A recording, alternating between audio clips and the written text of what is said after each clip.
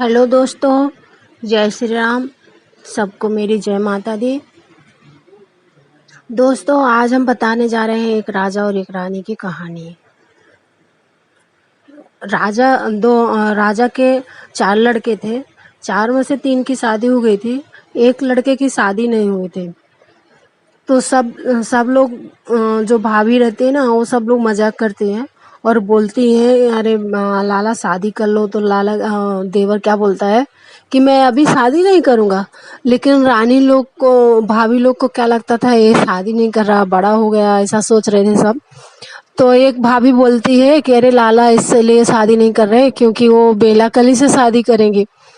तो देवर ने मन में प्रण ले लिया कि मैं सच में बेला कली से ही शादी करूँगा। ऐसा सोच के वो निकल गया घर से निकल गया। तो ये जंगल पड़ता है, 1 बनना का, 2 बनना का, तीसरे बन में जाकर विश्राम करने लगा। थक गया था।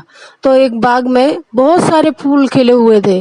रात का समय था, चांदनी भी खिली हुई थी, तो उसे बहुत अच्छा लगा और वहीं वो सो गया।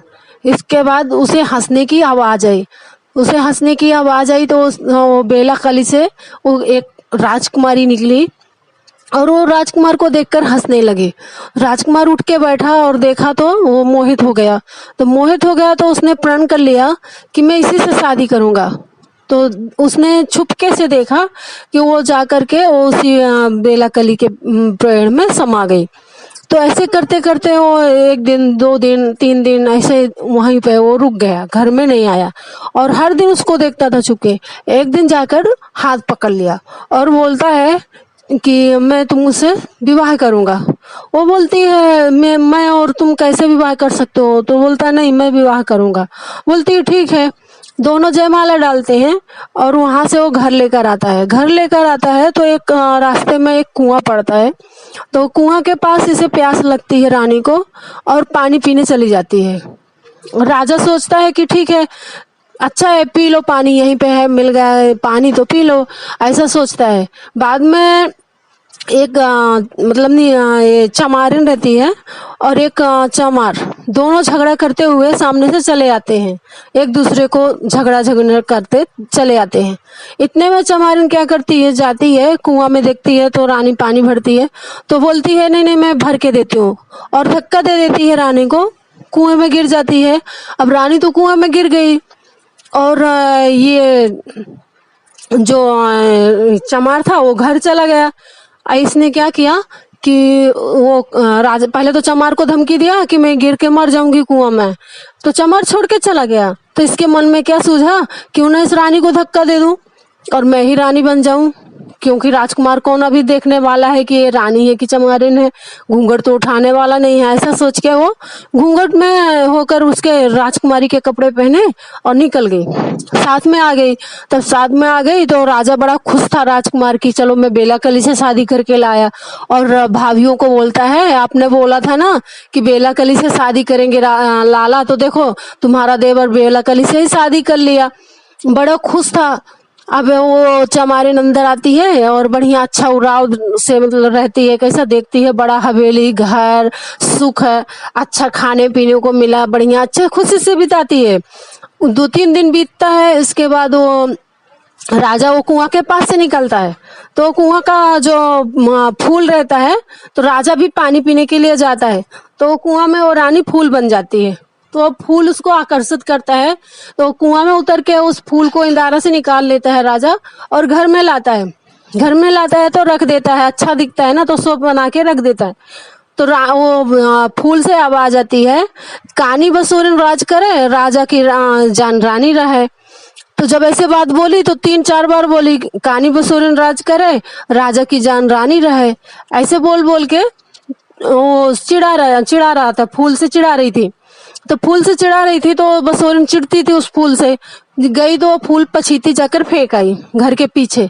जब घर के पीछे फेंक दिया तो फूल का बहुत बड़ा, मतलब पहले ऐसा ये भाजी हुई, वो चावली की भाजी है ना, वो भाजी हुई।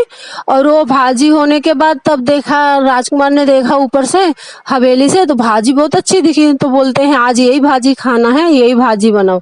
और तो सब लोग सोचे अरे राजकुमार का मन आज भाजी खाने का कैसे पड़ गया। अब वो भाजी को लाती है, काटती है, काटने के बाद जब भाजी बनाते हैं तो भाजी से आवाज आती है, राज कानी बसोरिन राज करे राजा की जान क्या बोलते कानी बसोरिन राज करे राजा की जान रानी रहे।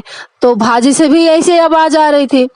तो वो गई और भाजी को भी पीछे जाकर फेंक आई, तो भाजी को भी पीछे फेंक दिया। इतने में उस भाजी से एक पेड़ हुआ, बहुत बड़ा पेड़ हुआ। तो उसमें से बहुत बड़ा फल आया है, एक ही फल आया। तो जब उसमें से फल आया तो राजकुमार बोलता है आज ये फल खाऊंगा। तो रानी बोलती नहीं मत खाओ, तो बोलता नहीं मैं यही फल खाऊंगा। तोड़ा फल को, तब फल को तोड़ा तो 2 दिन रखा, वो फल से भी आवाज आने लगी। तब फल से आवाज आने लगी तो राजा के कान में आवाज गई। राजा के कान में जब आवाज जाती है तो वो फल को उठाता है, छुटक जाता है हाथ से, छुटक जाता है तो फूट जाता है। फूटने के बाद उससे राजकुमारी निकलती है। तब राजकुमारी निकलती है तो राजकुमार बोलता है कि तुम कहाँ यहाँ कैसे। तो वो बोलती है कि जो घूंघट में है वो कानी बसोरिन है, जो रानी है वो यहाँ खड़ी है।